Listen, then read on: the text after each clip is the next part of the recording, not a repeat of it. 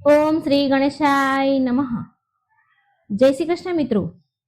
આજે આપણે ચૈત્ર અમાસની વાર્તા સાંભળીશું. આમ તો એક વર્ષમાં 12 અમાસ આવે છે અને 12 અમાસનું મહત્વ ખૂબ જ છે. જ્યારે સોમવાર હોય અને અમાસ આવે એને સોમવતી અમાસ કહે છે, પણ બધી જ અમાવસ્યાનું મહત્વ ઘણું છે. અમાસનું વ્રત કરનાર પવિત્ર જળમાં સ્નાન કરીને પીપળાના ઝાડની પૂજા કરવી અને ઘીનો દીવો પ્રગટાવો. 8 જાતના ફળ લઈને 108 પ્રદક્ષિણા કરવી. 108 પ્રદક્ષિણા કર્યા બાદ 108 પ્રદક્ષિણા કર્યા પછી એ ફળ ભગવાનને અર્પણ કરવા. અને બીજું સુત્તર વીટી અને પણ પ્રદક્ષિણા કરી શકાય છે. આમ પણ તમે કરી શકો છો. તમને જણાવી દઉં કે અમાસના દિવસે આ 5 વસ્તુઓનું ખૂબ જ મહત્વ વધારે હોય છે. એમાં એક છે મૌન વ્રત, બીજું છે પીપળાનું પૂજન, ત્રીજું છે શ્રી હરિ અને ભગવાન શિવજીની પૂજા, ચોથું ગંગા સ્નાન અને સૌભાગ્યવતી કામના, પાંચમું જો અમાસના દિવસે આ 5 વસ્તુ કરી લઈએ તો પણ અમાસના વ્રતનું ફળ મળી જાય છે. અને કોઈ પણ સંજોગોમાં જો આપણાથી અમાસનું વ્રત નથી થતું તો પણ ચાલે છે, જો આ 5 વસ્તુ તમે કરી લો છો તો. મૌન વ્રત સૂર્યોદયથી સૂર્યાસ્ત સુધી કરવું તો પણ એનું ફળ પૂરું મળી જાય છે. મિત્રો, ભગવાન શ્રી કૃષ્ણએ ગીતામાં કહ્યું છે કે વૃક્ષોમાં હું પીપળો છું, માટે પીપળાના ઝાડનું પૂજન જરૂર કરવું, એટલે કે શ્રી કૃષ્ણ ભગવાનની પૂજા કરવી, પીપળાના ઝાડમાં પાણી અર્પણ કરવું. પીપળાની પૂજા ભગવાન શ્રી કૃષ્ણની પૂજા સમાન ગણાય છે. આ ઉપરાંત પીપળામાં પિતૃઓનો પણ વાસ હોય છે, તો આપણે પિતૃઓના પણ આશીર્વાદ આપણે મળે છે. અને બ્રહ્મા વિષ્ણુ મહેશનો વાસ પણ પીપળામાં છે, માટે પીપળાનું પૂજન કરવું એટલે ત્રિદેવની પૂજા કર્યા બરોબર છે. તો અમાસના દિવસે શિવ પાર્વતીની પૂજા કરવાથી અખંડ સૌભાગ્યની પ્રાપ્તિ થાય છે. અને મિત્રો, આ દિવસે ગંગા સ્નાનનું પણ ખૂબ જ મહત્વ છે. આપણે જાણીએ છીએ કે ગંગાજી ક્યાંથી આવે છે. જો આ સવાલ કરવામાં આવે તો આ પ્રશ્ન કરીએ તો ગંગાજી ક્યાંથી આવે છે, તો એનો જવાબ છે કે શિવજીની જટામાંથી. તો ગંગાજી શિવજીને સ્પર્શ કરીને આવે છે. શિવજીની જટામાંથી ધરતી પર આવે છે, માટે આપણાથી જે કંઈ જાણે અજાણે પાપ થયા હોય છે તે નષ્ટ પામે છે. માટે અમાસના દિવસે પવિત્ર ગંગા નદીમાં સ્નાન કરવાનું ખૂબ જ મહત્વ છે. જો આપણે એ સંભવ ન હોય કે હરેક વ્યક્તિ ગંગાજીમાં સ્નાન કરવા ન જઈ શકે, પણ આપણે ઘરે નાહીએ છીએ તો ઘરમાં જે પાણીથી નાવાના હોય એ પાણીમાં 2-3 ગંગાજળના ટીપા નાખી દો તો પણ એ ગંગા સ્નાન કર્યું બરોબર કહેવાય. હવે આપણે સાંભળીએ વાર્તા. કાશીનગરમાં એક દેવસ્વામી નામના બ્રાહ્મણ રહેતા હતા. તેમની પત્નીનું નામ ધનવતી હતું. તેની પત્નીને 7 છોકરા અને 1 છોકરી હતી. છોકરીનું નામ ગુણવતી હતું. ગુણવતી તો ગુણોનો ભંડાર. તેના મંગળચરણથી ઘરમાં બધા ખુશ અને પ્રસન્ન રહેતા. તેની ભાભીઓ પણ તેના પર ઘણું હેત રાખે, ઘણો વહાલ કરે. એક દિવસ એક બ્રાહ્મણ તેના ઘરે ભિક્ષા લેવા આવ્યા. 7 વહુએ બ્રાહ્મણને ભિક્ષા આપી. બ્રાહ્મણે સૌને અખંડ સૌભાગ્યવતી રહો એવા આશીર્વાદ 7 વહુને આપ્યા. પછી ગુણવતી પણ ભિક્ષા લઈને આવી. તેણે બ્રાહ્મણ ગુણવતીને જોઈ રહ્યા છે અને થોડી વાર પછી તે બ્રાહ્મણે ગુણવતીને આશીર્વાદ દીધા. બહેન, ધર્મવતી થા, આમ કહીને બ્રાહ્મણ ચાલતા થયા. થોડી વાર પછી તે ગુણવતી તેની માતા પાસે આવી અને કહે છે, માં, પેલા બ્રાહ્મણે બધી ભાભીઓને અખંડ સૌભાગ્યવતીના આશીર્વાદ આપ્યા અને મને ધર્મવતી થા એવું કહ્યું. મને આવું કેમ કહ્યું? પુત્રીની વાત સાંભળી ધર્મવતીને નવાઈ લાગી.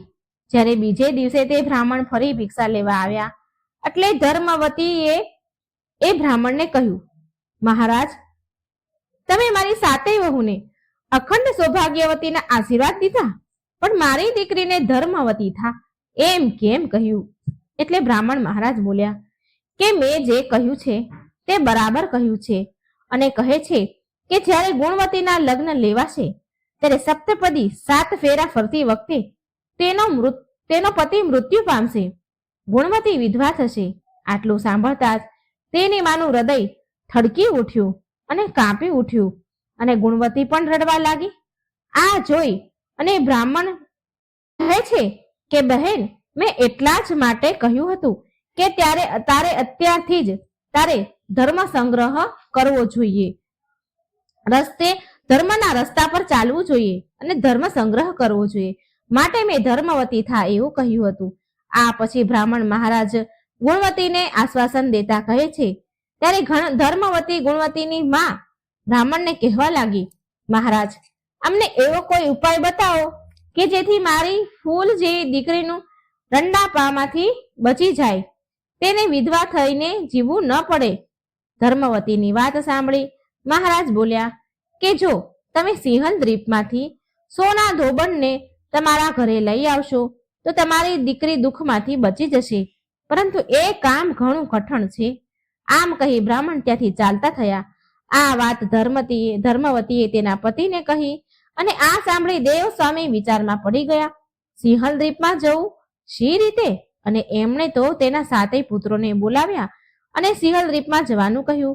એટલે તેમના 6 પુત્રો જે છોકરા છે એ ચૂપ રહ્યા, પણ સાથે તેમનો નાનો જે દીકરો હતો શિવ સ્વામી તે સિંહલ દ્વીપમાં જવા માટે તૈયાર થઈ ગયો. શિવ સ્વામી અને ગુણવતી સિંહલ દ્વીપમાં જવા ચાલતા નીકળી ગયા. વનવગડા વીંધતા જાય છે. જો ભૂખ લાગે તો વનવગડામાંથી ફળ ફૂલો ખાતા જાય છે. તે બંને ભાઈ બહેન સમુદ્ર કાંઠે આવી પહોંચ્યા.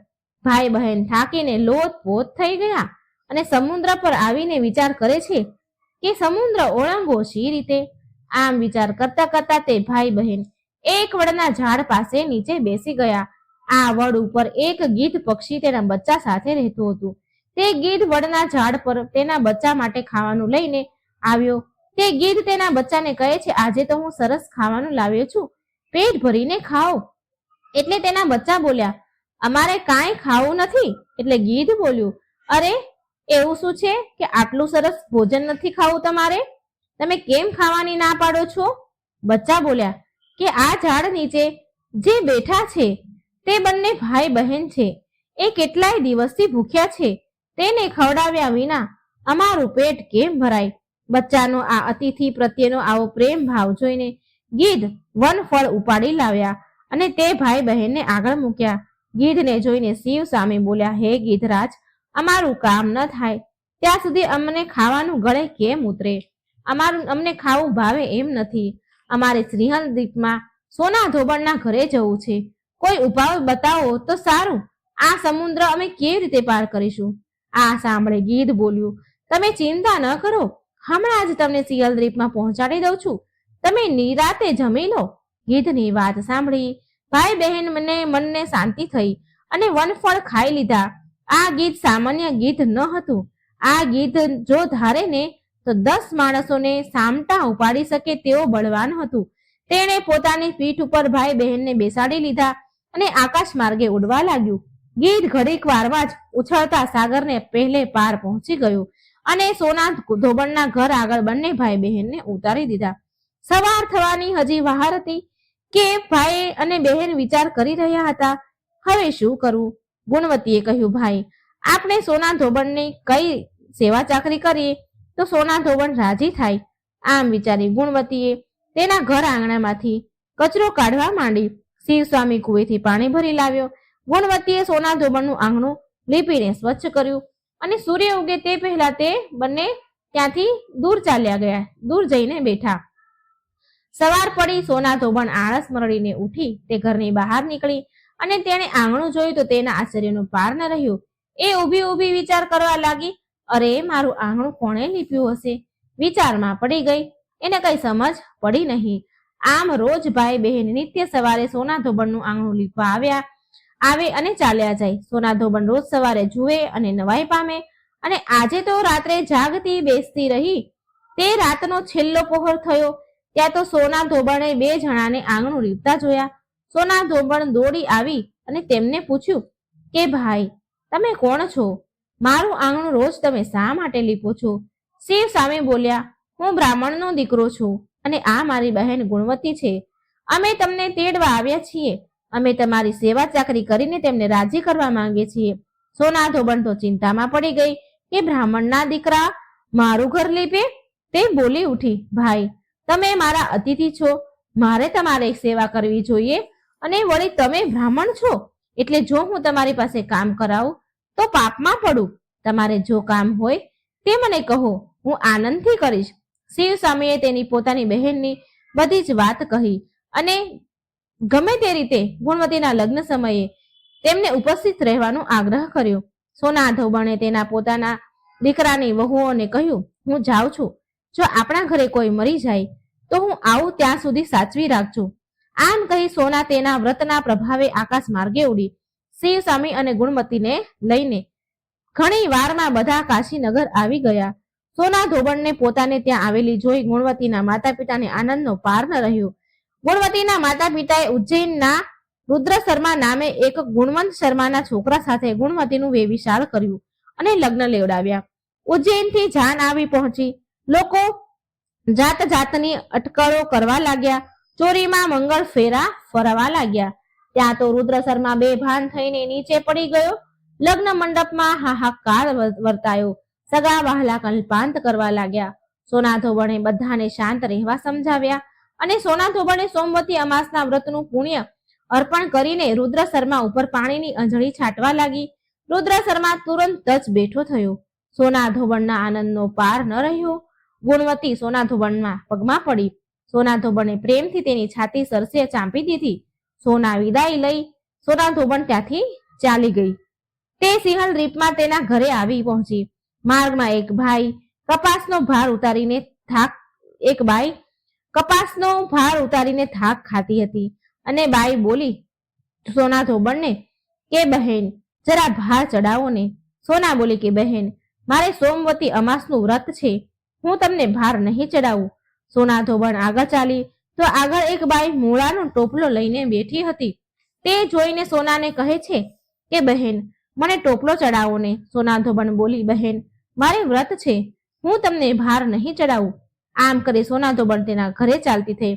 રસ્તામાં પીપળો આવ્યો એટલે સોના ધોબણે 8 ફળ લઈને 108 પીપળાની પ્રદક્ષિણા કરી અને ભગવાનનું પૂજન કર્યું. સોના ધોબણે જ્યારે સોમવતી અમાસનું પુણ્ય અર્પણ કરીને અંજલિ જ્યારે આપી હતી દેવ શર્માને, તો તે જ સમયે સોના ધોબણના ઘરે તેમના બધા જ પુત્રો મરી ગયા હતા અને બધી વહુ સોના ધોબણની એની સાસુની આવવાની વાટ જોઈને બેઠા હતા. પરંતુ સોના ધોબણે પીપળાની પ્રદક્ષિણા કરી અને ભગવાનનું પૂજન કર્યું ત્યાં તો તેના મરેલા બધા જ પુત્રો સજીવન થયા. સૌ આનંદ કરવા લાગ્યા. ગુણવતી પણ સોમવતી અમાસનું વ્રત કરવા લાગી. આવો છે આ વ્રતનો પ્રભાવ. તો મિત્રો, આ હતી અમાસની વાર્તા, સોમવતી અમાસની વાર્તા. હવે આપણે સાંભળીએ સુખી અમાવસ્યાની વાર્તા. એક નગરમાં એક રાજા રાજ્ય કરતા હતા. તેની પ્રજા અતિ સુખી અને આનંદથી રહેતી હતી. રાણી પણ ખૂબ જ ધાર્મિક સ્વભાવની હતી અને પ્રજા પણ ખૂબ જ ધાર્મિક હતી. રાણી પ્રજા પ્રેમી હતી. રાજાના મહેલની સામે એક વેપારીનું હવેલી હતી, એક સાહુકારની હવેલી હતી. રાજાની રાણી અને એ સાહુકારની પત્ની બંને સહેલીઓ હતી. રાણી તેની પ્રજાને બહુ સારી રીતે રાખતી. પ્રજા પ્રેમી હતી. એક દિવસ સાહુકારની હવેલીમાંથી તેની પત્નીનો રડવાનો અવાજ આવી રહ્યો હતો. બહુ વિલાપ કરી રહી હતી. રાણીએ હવેલીમાંથી રડવાનો અવાજ સાંભળ્યો તો રાણીએ રાજાને રડવાનું અવાજનું કારણ પૂછ્યું. તો રાજાએ કહ્યું, તે શેઠનો પુત્ર મરી ગયો છે, માટે શેઠની પત્ની તેના છોકરા માટે બહુ દુઃખી થઈને રડી રહી છે. એ છોકરાની માં બહુ દુઃખી છે માટે રડે છે. રાણી બહુ ભોળી હતી. તે રાણીને કહે છે કે મહારાજ, દુઃખ શું હોય? દુઃખ કોને કહેવાય? રાજાને એ સમજમાં ન આવ્યું કે રાણીને કેવી રીતે સમજાવું કે દુઃખ શું કહેવાય, દુઃખ શું હોય. રાણી પાછી બોલી, મહારાજ, દુઃખ શું હોય મને કહો ને. ત્યારે રાજાએ કહ્યું કે તું તારા પુત્રને મારી નાખ તો તને સમજ પડશે કે દુઃખ શું હોય. રાણીએ તેના કુંવરને મહેલથી નીચે ફેંકી દીધો. ભગવાનની કૃપાથી કુંવર ગારાના ઢગલામાં પડ્યો અને તેને એક ખરોચ પણ ન આવી. રાણી એના કુંવરને જોવા માટે નીચે ઉતરી રહી હતી. તેવામાં કુંવર તો સામેથી આવતો જોયો. આ જોઈને રાજા ચકિત રહી ગયા, હેરાન રહી ગયા કે આટલે ઊંચેથી પડવા છતાં પણ કુંવરને કઈ જ ન થયું. રાણીએ રાજાને ફરી પૂછ્યું, મહારાજ, દુઃખ શું હોય, મને સમજાવો. એ સમયે પાડોશી રાજ્યના રાજાના સૈનિકો યુદ્ધ કરી રહ્યા હતા. રાજાએ રાણીને કહ્યું કે હું યુદ્ધ કરવા માટે એકલો જઈ રહ્યો છું. જ્યારે કે તું મારા મરવાના સમાચાર સાંભળીશ ત્યારે તને દુઃખ શું છે એ ખબર પડી જશે. રાજા યુદ્ધ કરવા માટે નીકળી ગયા, પણ ભગવાન અને અમાવસ માતાની કૃપાથી યુદ્ધમાં રાજા જીતીને ઘરે પાછા આવ્યા. હવે રાજાને પણ આશ્ચર્ય થવા લાગ્યું કે શું કારણ છે. એ સમયે રાણી રાજા પાસે આવીને ફરી એ પ્રશ્ન પૂછવા લાગી રાજાને કે દુઃખ શું હોય છે. રાજા વિચારમાં પડી ગયા કે રાણીના દુઃખનો અનુભવ કેવી રીતે કરાવવો. રાજાએ રાણીને બોલાવીને કહ્યું કે હવે આપણે ગંગાજીની યાત્રા કરવા માટે જઈ રહ્યા છીએ. ત્યાં હું ગંગાજીના નદીની ધારામાં કૂદી પડીશ ને મરી જઈશ. ત્યારે તને દુઃખનો અનુભવ થશે. રાણીએ ગંગાજીની યાત્રાની તૈયારી કરી અને જરૂરિયાત પ્રમાણે રસ્તામાં જરૂર પડે તેટલી ભોજન સામગ્રી તૈયાર કરી. આ બાજુ કૈલાસ પર ભગવાન શિવ પાર્વતીજીને કહે છે કે આજે હું કળિયુગમાં સુખી આત્માના દર્શન કરીશ. શિવજીએ બકરાનું અને પાર્વતીજીએ બકરીનું રૂપ ધારણ કર્યું. એક બાવળ પાસે ઘાસ ચરવા લાગ્યા. એટલામાં રાજા રાણીની સવારી આવી અને એટલામાં રાજા રાણીએ સુંદર છાયા અને બાવળિયા જોયા તો તેને વિચાર્યું કે આપણે અહીં થોડી વાર બેસીને પાણી પી લઈએ, આરામ કરી લઈએ અને પછી આગળ વધીશું. રાજાએ ત્યાં થોડું પાણી પીધું અને બીજું રાણીએ પણ થોડું પાણી પીધું. રાણી માટે રહેવા દીધું અને ફરી પાછું પાણી લેવા માટે રાજા નદીમાં ગયા. એ સમયે બકરી બનેલા પાર્વતીજીએ બકરા બનેલા શિવજીને કહ્યું કે હે સ્વામી, આ રાણીને દુઃખ જોવું છે પણ એને દુઃખ કેમ નથી મળતું. આમ મનુષ્યની ભાષામાં ભગવાન અને માતાજી વાતો કરી રહ્યા હતા. એટલે મનુષ્યની ભાષા બોલતા બકરા બકરીને બોલતા સાંભળીને મનુષ્યની ભાષા બોલતા બકરા અને બકરીની વાત રાણી સાંભળી રહ્યા હતા. ભગવાન કહી રહ્યા હતા કે આ રાણીએ પૂરા મનથી શ્રદ્ધાથી સુખી નામની અમાવસ્યાનું વ્રત કર્યું હતું. એટલા માટે એ આ જન્મમાં રાણી બની અને સુખનો આનંદ લઈ રહી છે. સતી, આ રાજા ગંગામાં મરવા માટે તો જાય છે પણ તે ગંગામાં પણ નહીં મરે. રાણીએ આ વાત સાંભળી લીધી.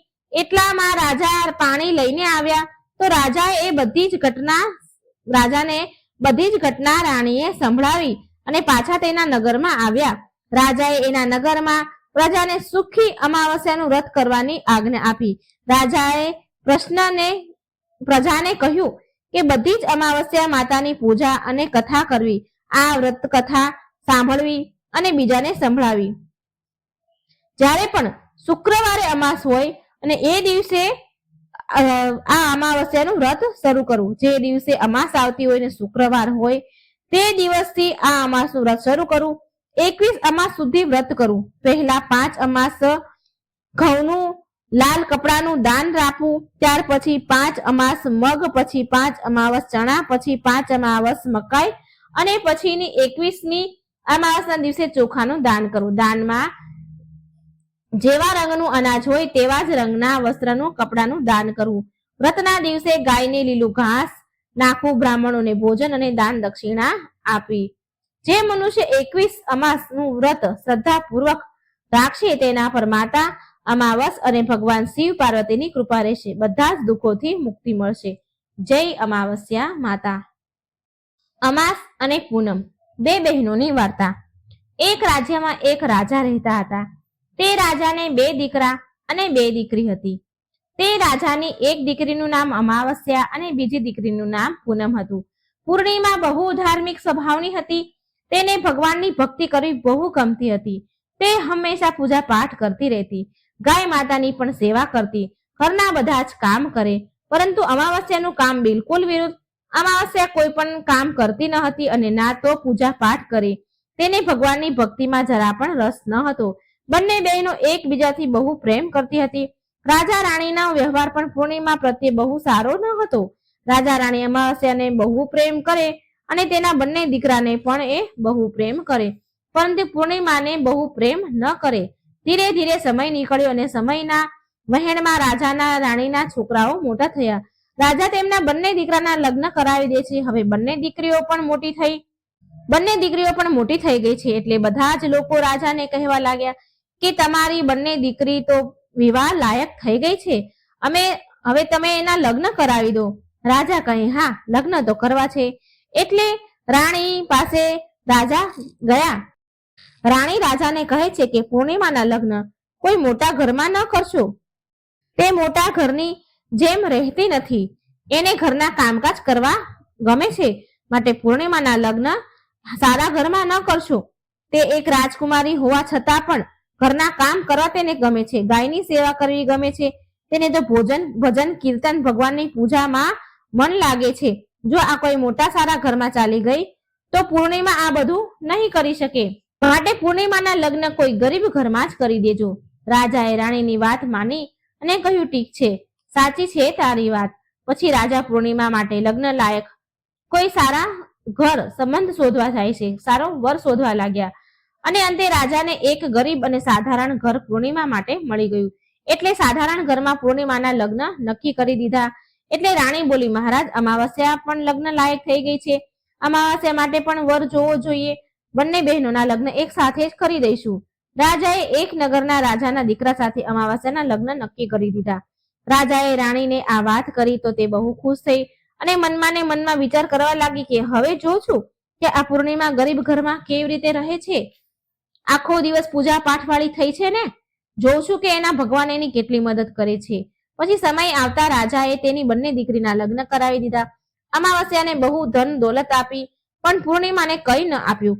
પૂર્ણિમાના ભાઈ ભાભી તેને બહુ પ્રેમ કરતા, કારણ કે પૂર્ણિમા તેની ભાભીઓના કામમાં મદદ કરતી, પણ અમાવસ્યા તેમના ઉપર રૂવાબ કરતી અને તેના ખુદના કામ ભાભીઓ પાસે કરાવતી. માટે અમાવસ્યા પ્રત્યે તેમની ભાભીઓને વધારે સ્નેહ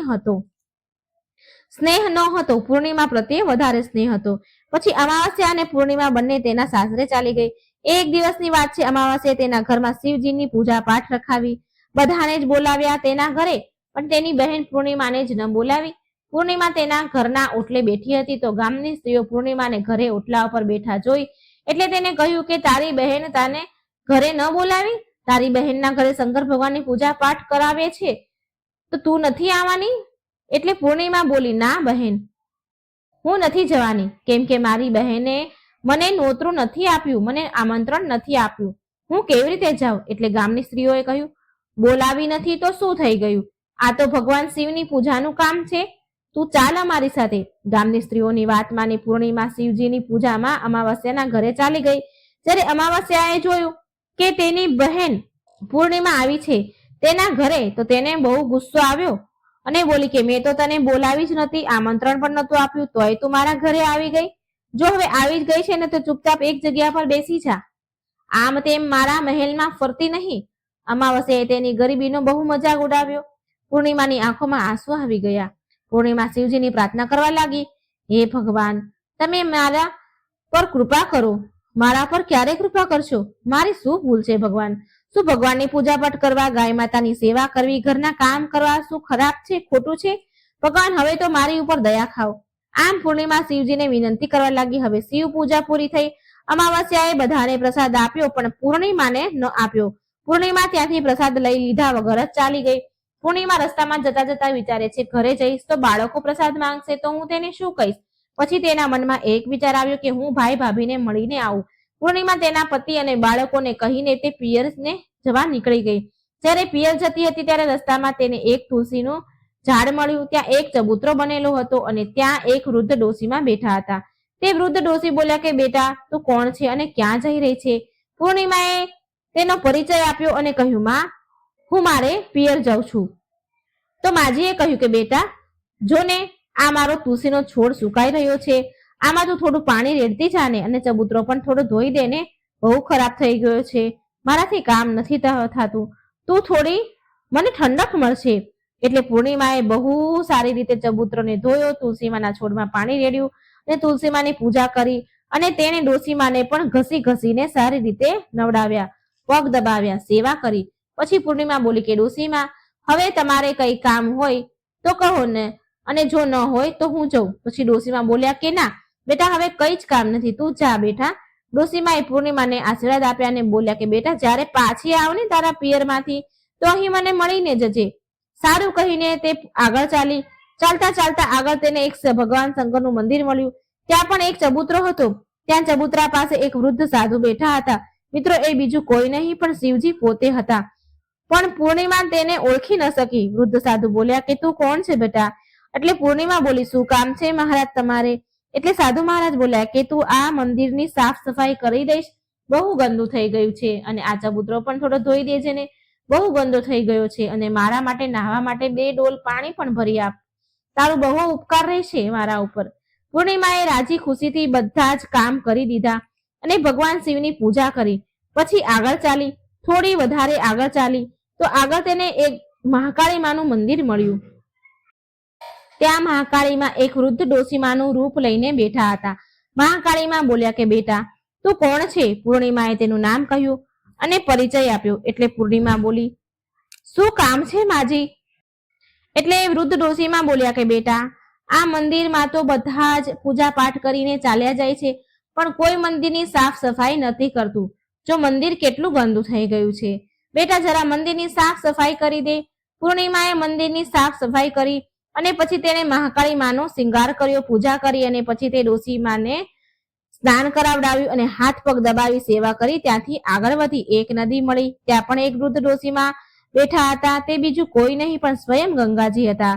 એટલે તેને કહ્યું બેટા તું કોણ છે? ત્યારે પૂર્ણિમાએ તેનું નામ કહ્યું અને પછી તે વૃદ્ધ ડોશીમાં બોલ્યા કે બેટા અહીં તો બધા જ સ્નાન કરીને ચાલ્યા જાય છે, પણ કોઈ સફાઈ નથી કરતું આ ઘાટની, તું અહીં સાફ કરી દે ને. પૂર્ણિમાએ ત્યાં પણ નદી કિનારે સાફ કર્યું, સફાઈ કરી અને પછી ગંગાજી પણ તેને આશીર્વાદ આપે છે અને પછી તે હોડીમાં બેસીને પહેલે પાર જાય છે. હોડીમાં તો ફૂલ પથરાયેલા હતા.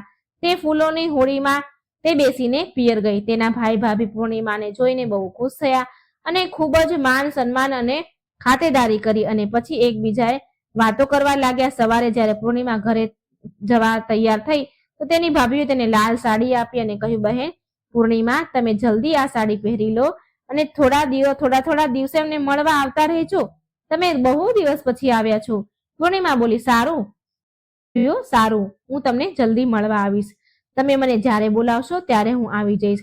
અને પછી પૂર્ણિમાએ ખુશ થઈને લાલ સાડી પહેરી લીધી અને શિંગાર પણ કર્યો. ભાભીઓએ થેલો ભરીને ધન અને ઘરેણાં આપ્યા, ભોજન આપ્યું. પૂર્ણિમા ત્યાંથી ચાલતી થઈ અને ચાલતા ચાલતા ફરી તે નદી મળી અને હોડીમાં બેસીને તે નદીને બીજે પાર પહોંચી તો વૃદ્ધ ડોશીમાં મળ્યા જે ગંગાજી હતા. તેણે કહ્યું, બેટા આવી ગઈ તારા પિયરથી? પૂર્ણિમા બોલી, હા માજી હું આવી ગઈ.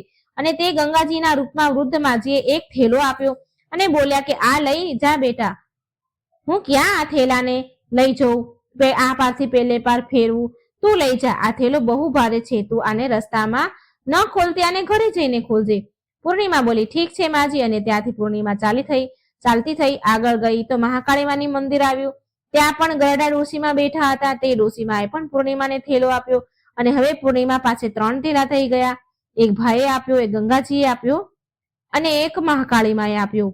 તે ત્યાંથી આગળ ચાલી તો શિવ મંદિર આવ્યું, જ્યાં તેને સફાઈ કરી હતી. ત્યાં વૃદ્ધ સાધુના રૂપમાં જે શિવજી બેઠા હતા તેણે પણ પૂર્ણિમાને એક થેલો આપ્યો. એટલે તે લઈને આગળ ગઈ તો તુલસીમાં મળ્યા, તેણે પણ એક થેલો આપ્યો. હવે જ્યારે પૂર્ણિમા ઘરે આવી તો 5 થેલા થઈ ગયા. સૌથી પહેલા તેણે પિયરનો થેલો ખોલ્યો તો તેમાં ખાવા પીવાની વસ્તુ, કપડા, ઘરેણાં હતા. પૂર્ણિમાએ ખાવા પીવાની વસ્તુ છોકરાઓને આપી. છોકરા રાજી થઈ ગયા. તેને બીજો થેલો ખોલ્યો જે ગંગાજીએ આપ્યો હતો, તેમાં તો સોના ચાંદી ભર્યા હતા. ત્રીજો થેલો ખોલ્યો જે મહાકાળીમાએ આપ્યો હતો, તેમાં 16 શિંગારનો સામાન હતો. ચોથો થેલો જે ભગવાન શિવે આપ્યો હતો એ ખોલ્યો તો તેમાં બધું જ ધન સંપત્તિ, સોના ચાંદી, હીરા મોતી હતા. 5મો થેલો જે તુલસીમાએ આપ્યો હતો એ ખોલ્યો તો તેમાં ચોખા, ઘઉં અને બધી જ જાતની અનાજની સામગ્રી હતી. હવે પૂર્ણિમાના ઘરમાં કોઈ ગરીબી ન હતી, વસ્તુની કમી ન હતી. ધન સંપત્તિ અને અન્ન ધનના ભંડારથી તેનું ઘર ભરાઈ ગયું. પૂર્ણિમા ખુશ થઈને રહેવા લાગી. એક દિવસ પૂર્ણિમાએ વિચાર્યું કે મારા ઘરે શિવજીની પૂજા પાઠ કરાવું. પૂર્ણિમાએ શિવ પૂજામાં બધાને જ બોલાવ્યા અને તેના બહેનના ઘરે પણ આમંત્રણ આપવા ગઈ. જ્યારે અમાવસ્યા તેના બહેનના ઘરે શિવ પૂજામાં આવી તો તેના ઘરમાં ધન દોલત જોઈને આશ્ચર્યમાં પડી ગઈ. પછી અમાવસ્યાએ પૂર્ણિમાને પૂછ્યું કે તારા ઘરે ધન દોલત વૈભવ ક્યાંથી આવી ગયું? એટલે પૂર્ણિમા બોલી, જો બહેન તે તારા ઘરે શિવ પૂજા રાખી હતી તો તે મને ન બોલાવી. હું તારા ઘરે વગર બોલાવે આવી, પણ તે તો મને ભગવાનનો પ્રસાદ પણ ન આપ્યો.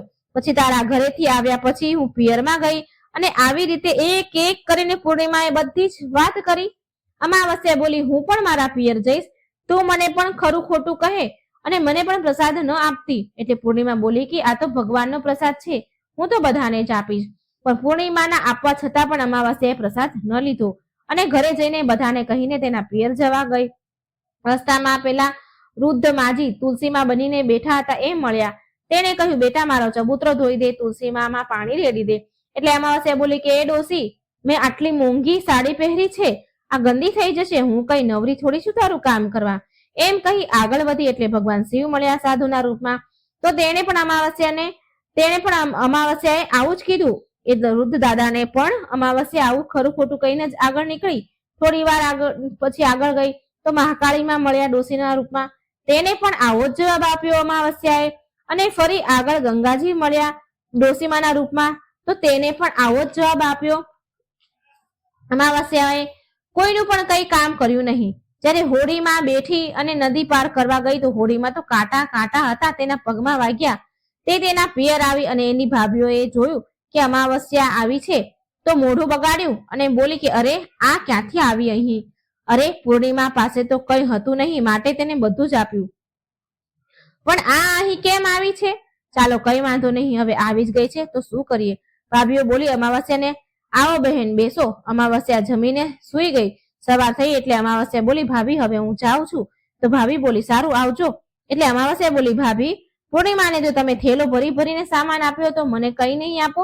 તો ભાભી બોલી, જાઓ તમે ઘરે, અમે તમારા ઘરે થેલો પહોંચાડી દઈશું.